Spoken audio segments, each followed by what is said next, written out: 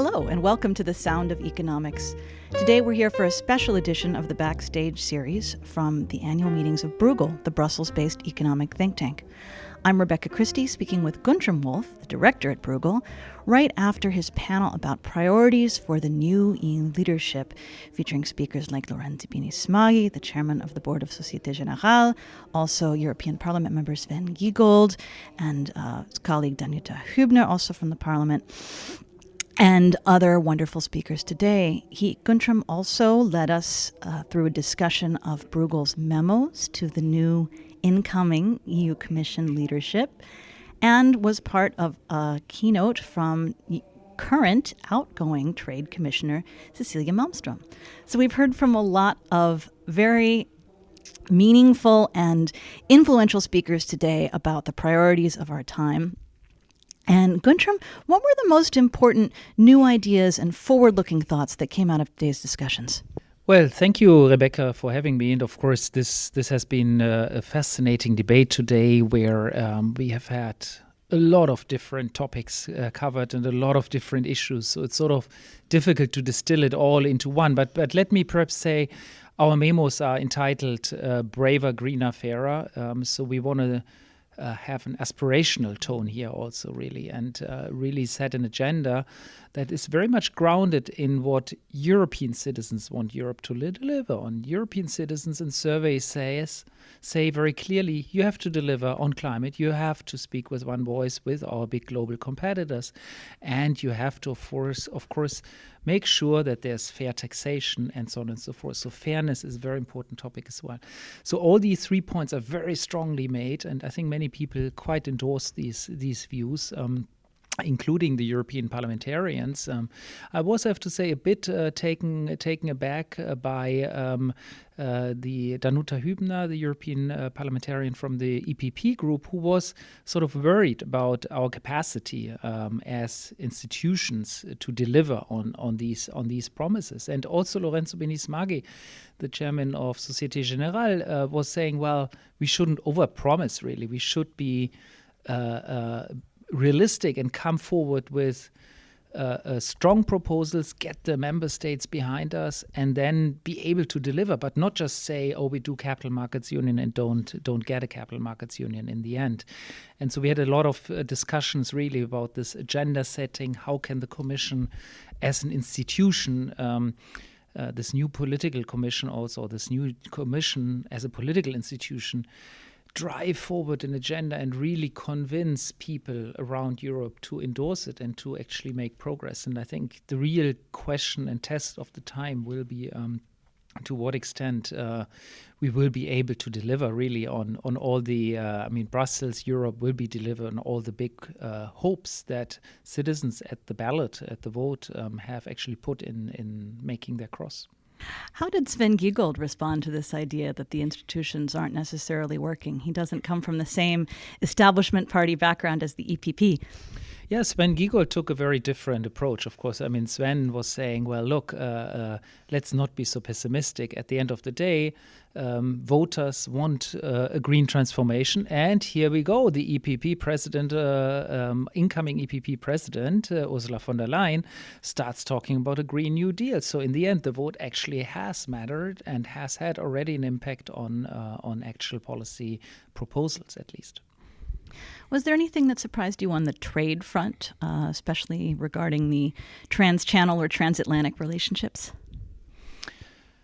Well, it was sort of fantastic that Cecilia Malmström titled her speech Truth About Trade, and then explicitly was referring that the earth is not flat, but actually not flat at all, but that denying the fact that it's round, it's actually not leading anywhere. And I couldn't help thinking that was of course an allusion to some of Mr. Trump's statements that are very sort of mercantilistic and sort of suggesting an export is good, it's an income, and import is bad because it's paying. I mean, that's just not true, and it's just a stupid idea. But it is an idea that is actually official policy in the United States of America and creates a lot of headaches for policymakers here, but also in Asia. Having said that, I think what was also very clear, and there I pushed Cecilia Malmström a little bit on, trade does have social consequences. Trade has to be done in a way that it doesn't lead to negative climate, environmental impact. And all of these issues, trade has to be done in a fair way, also vis-a-vis China. So trade defense instruments are very important. And all of these issues are things I think the Commission is working on. Cecilia Malmström has made some progress, but I'm sure this will continue to be the big topics for the new Commission as well. How can we make our trading regime in the future not benefit the few, but the many, make sure that it's green and doesn't deteriorate and destroy the Amazonas rainforest, and is in the end fair also for our companies relative to companies in China that may get subsidized.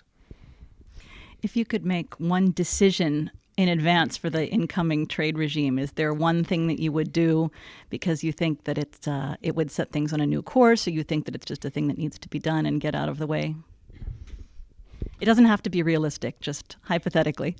Well, I think the one thing that I think will be absolutely important is the border carbon adjustment question. I mean, if we do a serious climate policy in Europe with a serious CO2 price, which I think we should be doing, then we only can do it if we do a border and carbon adjustment, so that companies outside of Europe basically don't benefit from not having to pay this when entering our market. So we have to make sure that a carbon tax here doesn't just shift production from Europe to the rest of the world. It needs to be a tax that is fair and also applies to foreign companies. And doing that is theoretically, I think, pretty uncontested. Where it becomes very complicated is the practicalities and how to do it. And that's a major technical endeavor. And I don't think anybody really has a full solution for that. Let's talk about the economy and financial market issues. You mentioned Capital Markets Union. What do you think should be the next steps on that? Was there anything you heard today that you think will be driving the decisions? And more broadly, were people optimistic about the economy, or did they think we're headed for a new recession?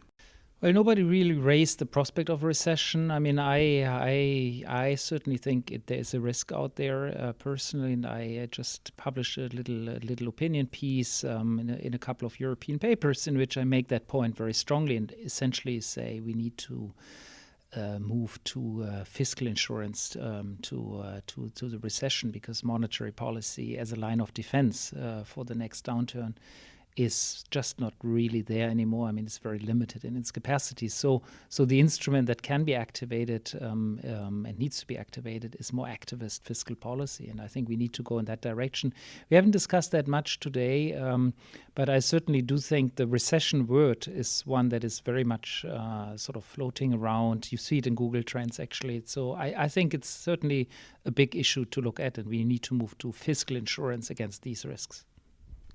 The Bruegel annual meetings are an opportunity for policymakers across all of these disciplines, particularly with an economic focus, but also societal and, as you point out, environmental, which is very cross-cutting focus.